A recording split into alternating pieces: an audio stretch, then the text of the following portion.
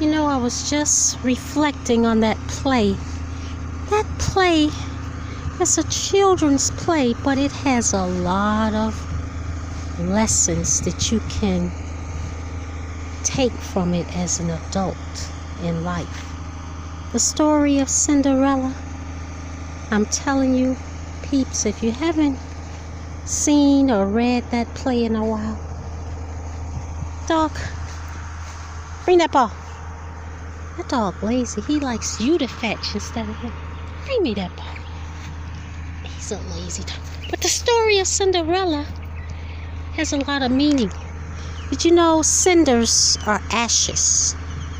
She sat by the fireplace because she was, her stepmother always made her do the house cleaning.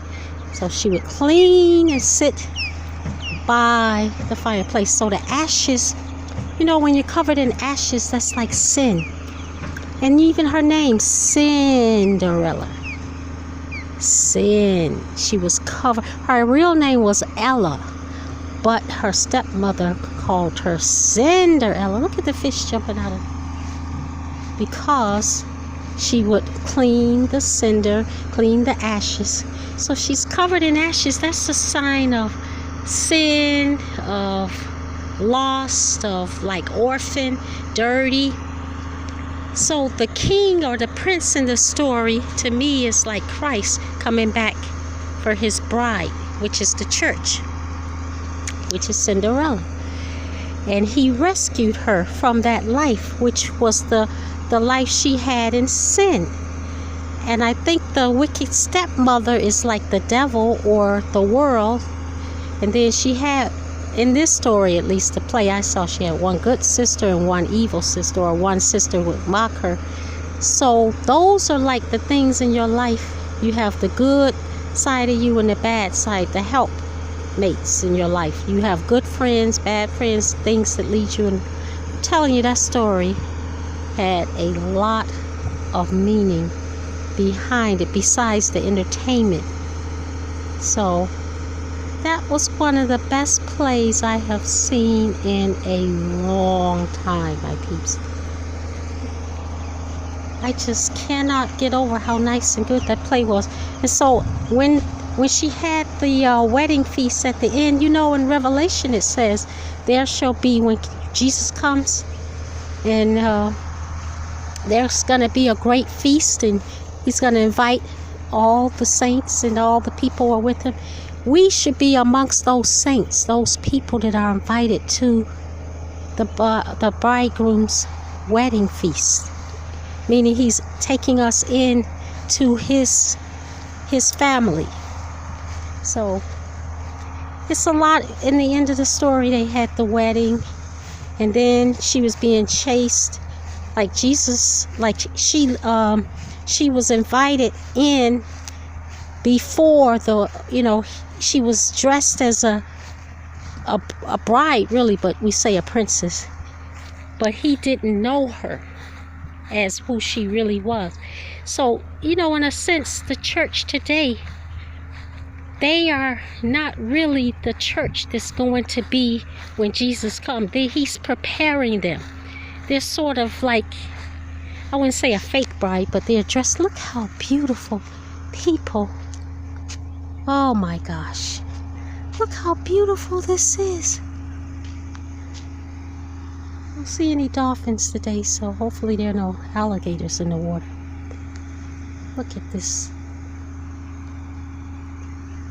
They're repairing the dock, so that's what they're doing. You hear that noise, construction.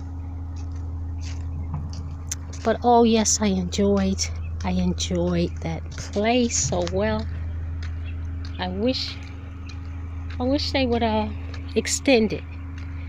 I probably will see it again. I saw it twice, and every time I saw it, I still got something different out of it. Okay, dog, drop. This dog, this is his time, and mine too, but he has to be walked every day. So I was thinking about her name, Cinderella. And then the cinder is the ashes or covered in sin. And I don't know what the prince's name. In that story, the prince's name was Christopher. So Christ for her. You know, Prince Christopher. I don't know if that's the guy. You know, when I was a kid, I saw it and read the story. But as an adult, I never really knew who the names. I just knew him as Prince Charming or Prince or whatever. But, yeah, so you see Christopher, which was Christ for her. And that's a symbol. And then, what else symbolizes the story of well, of course, the wedding itself is when we will finally be made the true bride. You know, you can be, before you're married, you're not a true bride. You're a bride to be. So once Christ comes back and gathers us in, the bride is the church. So we'll be the true church. Right now, the church on earth is without a head. It's without the groom. It's without the real blessing. You haven't been joined with Christ yet. So there are some flawed churches. Well, I shouldn't say some, most churches. It's a lot of flawed churches, but you know, it's still, they're trying, they're prepared, they're being prepared for the true church. If you read Revelation about those 7 churches, and I think it's only 2 that Christ wasn't, he was mostly displeased with most of the churches. That's what the letters of Revelation were being written to the churches. I don't remember all 7, but I think each one of those churches represent the churches today, the spirit that's in the church today.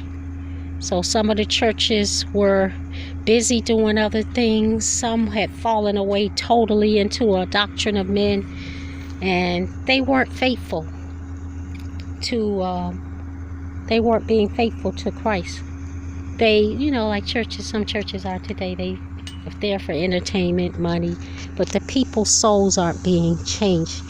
They're not soul winning for God. They're winning for themselves.